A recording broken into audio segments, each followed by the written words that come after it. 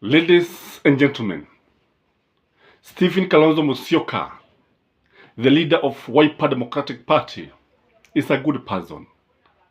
Kalonzo is one person who has stood with Raila Amolo Odinga 3 times, and he has done it wholeheartedly. Although sometimes he has been looking like he's confused. In the final analysis, he has always supported Raila Amolo Odinga. But looking at the way the politics of this country are going, looking at the shape that the politics of this country are taking, what next for Kalonzo Musyoka? Because when you look at Kalonzo Musyoka, already he has declared his candidature in 2027 general elections. And the problem with Kalonzo, although he's a very good man, he lacks what I call concrete strategy. Usually, he doesn't have a clear plan of how he's going to win the presidency. When you look at Williamson, Ruto and Raila Amolo Odinga, these guys have always had very good plans, concrete plans of winning the elections. And the other thing that Kalonzo has not always been keen about is how to mobilize finances, how to mobilize resources, kwa sababu kule kupigania kiti cha urais ni jambo ambalo linahitaji pesa nyingi sana. Sio jambo ambalo unaweza ukaamka ukasema sasa nataka kuwa rais wa Jamhuri ya Kenya. Itakubidi uwe na gweje, uwe na hela, uwe na darahimu. And this has always been a challenge to Kalonzo Musyoka. So in this video, I want us to look at the options that Kalonzo has. And before we do that, kindly subscribe to this channel and like this video. So the first thing that Kalonzo has is to go alone and lose. Yes, he can decide to go as a Wiper candidate and lose. Because you see that Kalonzo doesn't have much following in this country. And if the facts are to be put on the table, the supporters of Kalonzo Musyoka are about 1.5 million voters. And this are likely also to be eaten by Williamson, Ruto and Raila Amolo Odinga in case they are going to vie for the presidency. So if he decides to go alone, he is going to lose the presidency. The second option that Kalonzo has is to join Williamson Ruto. If he joins Williamson Ruto, he can support him. And when Williamson Ruto wins, he will be declared, when Williamson Ruto is declared the president-elect, I think he can help him to be in his government. Maybe he can be appointed as cabinet secretary in Williamson Ruto's government. And if Kalonzo is going to join Williamson Ruto is going to win the presidency on 2027 in the morning. Kwa sababu ukiongeza kura 1.5, the number is huge if you ask me. Na ni jambo ambalo hata yeye mwenyewe Williamson Ruto angependa liwe hivi. The third option that he can can decide to do is to seek ODM support. And I think this is the best thing, this is the best option for Kalonzo Musyoka. If he seek the support of ODM and Raila Amolo with his machinery, and here, I think even Uhuru Muigai Kenyatta is going to join him. Ikiwa jambo hili linaweza kutokea, anaweza kumtoa kijasho cha baba William Samoei Ruto. And very easily, he can snatch the presidency from William Samoei Ruto in 2027. Kalonzo with the support of Baba, with the support of Uhuru Kenyatta, and the part of Gema, because I believe most likely William Samoei Ruto is going to lose a huge chunk of the Gema nation by 2027. If what we are seeing is anything to go by, then what we can say is that Kalonzo is the person to beat in 2027. But the question is Raila going to support him? Is Kalonzo going to be humble enough and seek support of Baba na wafuasi wake? The fourth option that he has is to retire from politics. Yes, he can retire. He has been in politics for so long, and there's nothing wrong with that. You know, the problem with Kenyan politicians is that they don't exit the dance or the stage when everybody is dancing. And if you exit the stage, because it is always said, a good dancer will always exit the stage when everybody is clapping and dancing. And I think he would have done that maybe in 2027. He could have retired in 2027.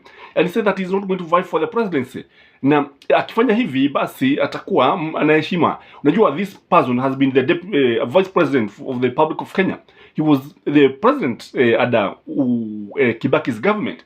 Na ikiwa amewahi kuwa hivi, then I think the government, the state, cares for him. He must be getting a lot of money in terms of pension. But do you think Kalonzo can retire? That is a far-fetched option, if you ask me. The other thing is that he can decide to shelve his 2027 ambition and vie in 2032. If he does this, I think he'll be a hot cake. Everybody would like to work with him because maybe he would be promised that if you support me hapa wakati wa 2027, for instance, Williamson Ruto, and then Williamson Ruto decide to support him in 2032, I think he can win the presidency very soon in 2032. But I think age will have caught up with him, and in 2032 Kalonzo will be a bit old. And kile ambacho kipo ni kwamba wale wanasiasa wako tuko nao si vijana vile ambavyo tunavyoona au vile watu wanavyofikiria, kwa sababu ujana nao ni moshi, nao unapita kila wakati. Tunaona leo, kesho haupo. Unaona umeanza kuwa na mvi juu ya kichwa chako kinakuwa ni kama kina barafu lakini ni mvi ambao umejaa pale. Hata wegi ambao unaona siasa wetu wegi wanajipaka ragi katika nywele zao aga waonekane vijana. So that is another option that he can decide to do. The other option that he can do is decide to do to employ is become William Samoei Ruto's running mate. And that's a good option if you ask me, because if you become William Samoei Ruto's running mate in 2027 and outwit Gachagua, I think William Samoei Ruto will not have much problem in supporting him in 2032.